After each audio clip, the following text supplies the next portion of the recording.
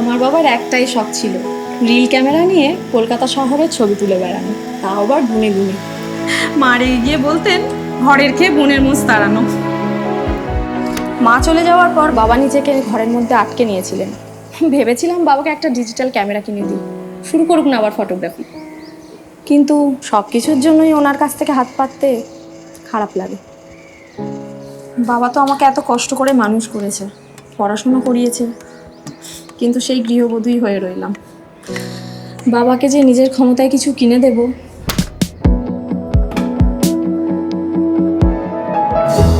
তাই ঠিকই করে নিলাম এবার নিজের কিছু একটা করতেই হবে। অন্তত নিজের ইচ্ছায় খরচ করার স্বাধীনতা তো থাকবে।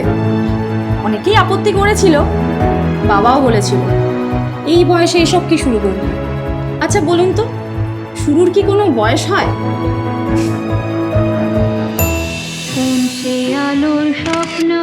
শুরুর কোনো বয়স হয় না, আর স্বপ্নের সীমানা হয় না।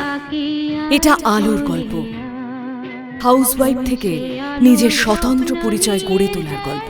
কোন সে আলোর স্বপ্ন নিয়ে 30শে সেপ্টেম্বর থেকে প্রতিদিন রাত 8টায় সান বাংলায়।